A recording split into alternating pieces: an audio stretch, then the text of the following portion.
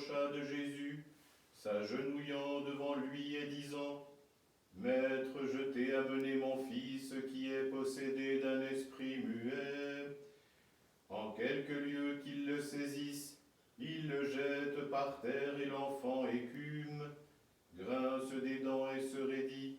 J'ai demandé à tes disciples de l'expulser, mais ils n'en ont pas eu le pouvoir. En réponse, Jésus s'exclama, « Engeance incrédule, jusques à quand serai-je parmi vous? Jusques à quand devrais-je vous supporter? Amenez-le-moi. » Et ils amenèrent auprès de lui. Dès que l'enfant vit Jésus, l'esprit le secoua violemment, et tombé sur le sol, il s'y roulait en écumant. Jésus demanda au père de l'enfant, « Depuis combien de temps cela lui arrive-t-il » Il répondit, « Depuis son enfance, et souvent l'esprit l'a jeté dans le feu ou dans l'eau pour le faire périr.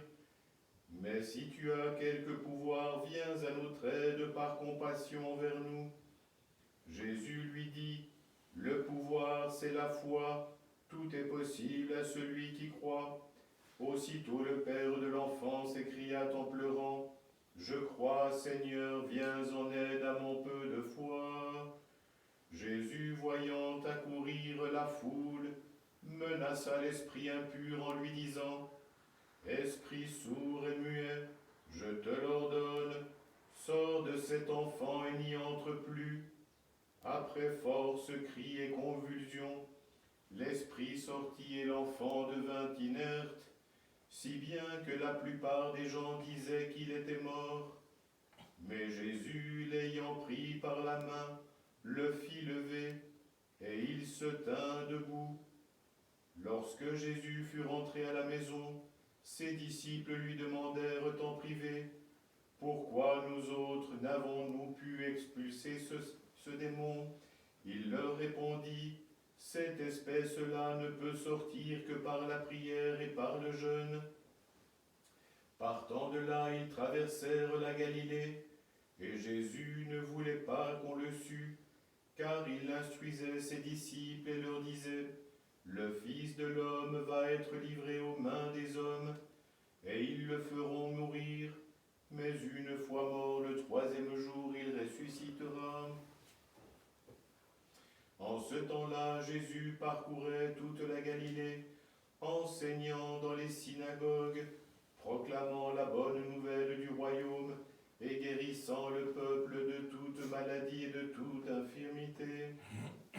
Sa renommée se répandit dans toute la Syrie, et on lui amenait tous les malheureux souffrant de maladies et de tourments divers, démoniaques, lunatiques, paralytiques, et il les guérissait.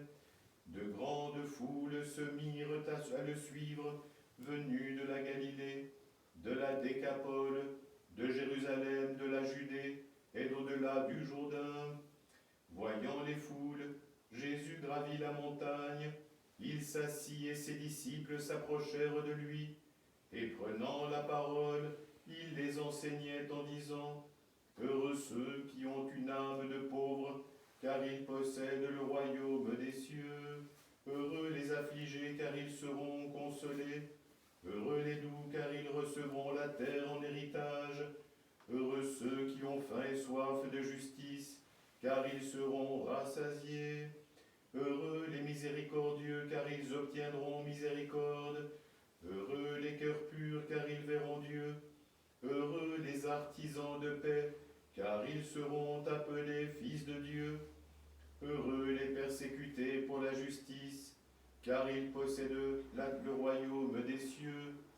Heureux êtes-vous si l'on vous insulte, si l'on vous persécute, si l'on vous calomnie de toute manière à cause de moi. Soyez dans la joie et l'allégresse, car votre récompense sera grande dans les cieux. C'est bien ainsi qu'on a persécuté les prophètes, vos devanciers. Vous êtes le sel de la terre.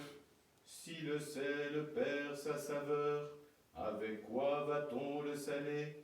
Il n'est plus bon à rien, qu'à être jeté au dehors et foulé aux pieds par les hommes. Gloire à toi, Seigneur, gloire à toi.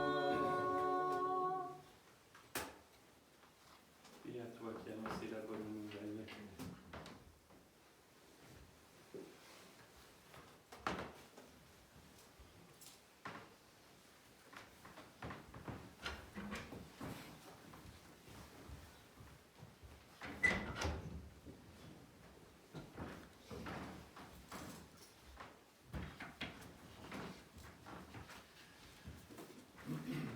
Au nom du Père et du Fils et du Saint-Esprit, ainsi soit-il. Chers frères et sœurs, nous venons de terminer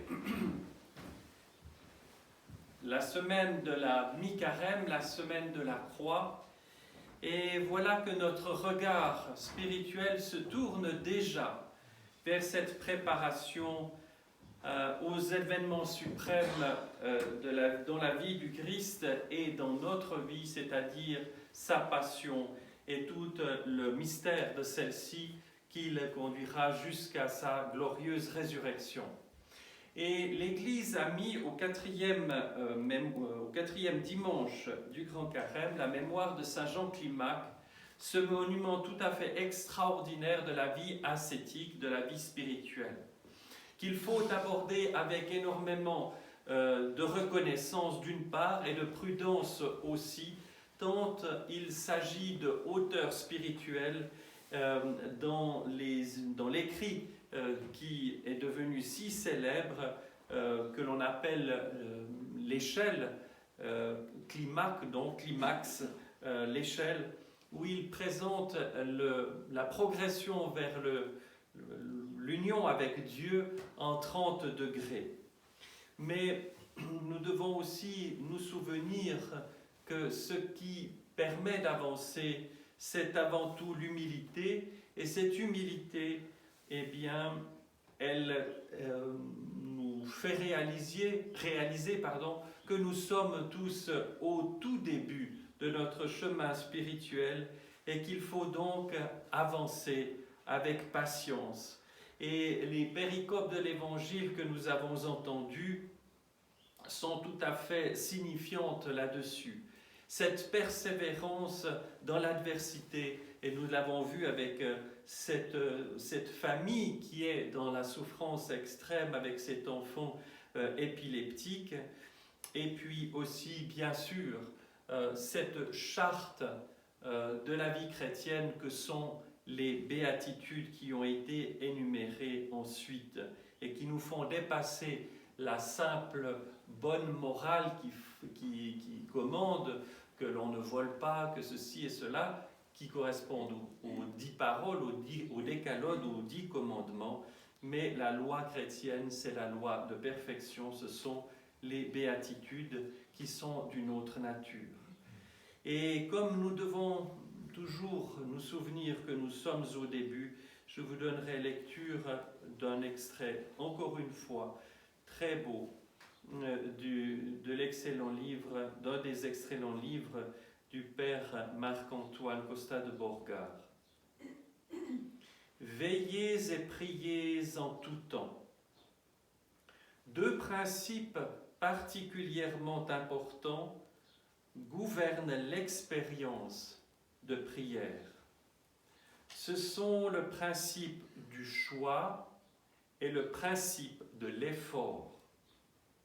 Ces 2 principes procèdent de la liberté humaine et de la grâce incréée, ce qui dépend de l'homme et de ce qui vient de Dieu.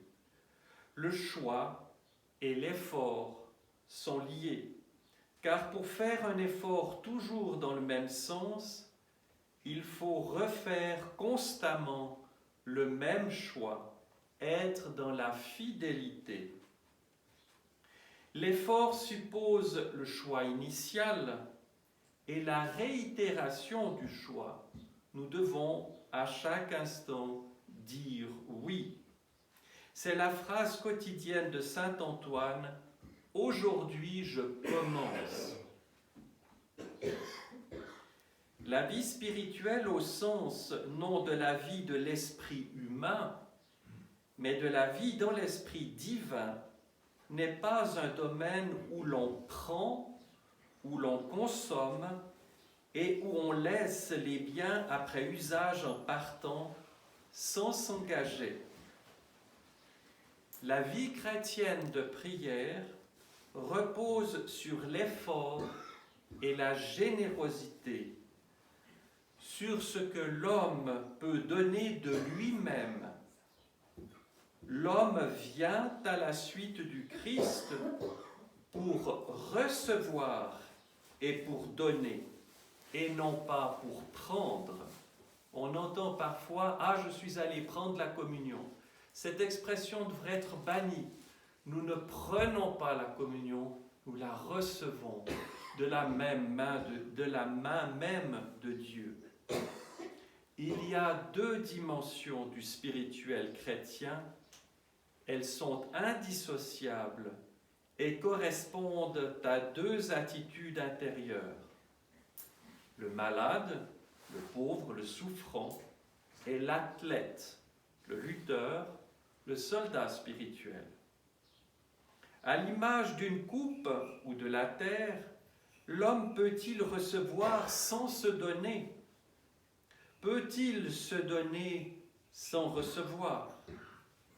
C'est la même attitude qui consiste à laisser la place, toute la place, à l'autre, avec un A majuscule, c'est-à-dire le Seigneur, à diminuer pour qu'il grandisse.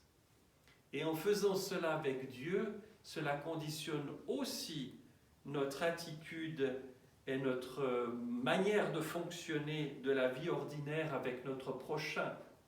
Si l'on consomme, si l'on prend, on détruit la relation conjugale, on détruit la relation d'amitié, la relation de travail et autres. Se donner, c'est mourir à soi. Cette mort-là, mort du grain de blé en terre, pour reprendre l'image de l'Évangile, est génératrice de vie. Car celui qui se hait gagne la vie éternelle. Se donner, c'est préférer Dieu à soi. C'est l'attitude du publicain. Le pauvre reçoit, le sportif se donne et gagne, ainsi la couronne. Mais les deux attitudes se rejoignent dans la prière de pénitence et dans l'arme absolue qu'est l'humilité, ce dont je parlais au début. Au paradis, Adam n'a voulu ni recevoir, ni se donner. Il s'est emparé des dons divins. À l'inverse, le spirituel, le martyr, mendie la grâce et donne son sang. Cette vérité est exprimée encore aujourd'hui dans le geste de recevoir l'Eucharistie du prêtre et pour le prêtre de la main de l'évêque. Même le pain béni, l'antidore que l'on reçoit à la fin de la liturgie dans nos paroisses orthodoxes est reçu. L'enfant vient vers le prêtre et présente sa main tendue pour recevoir le pain et avec le pain, la bénédiction. C'est quelque chose qui est très beau et très manifeste dans les églises de tradition grecque, par exemple. Dans ce geste simple est exprimé tout l'esprit de l'Église. Recevoir pour donner. On donne et on reçoit. Voilà l'apprentissage de la vie spirituelle, l'attitude de demande. C'est souvent par un geste extérieur que nous trouvons l'attitude intérieure correspondante.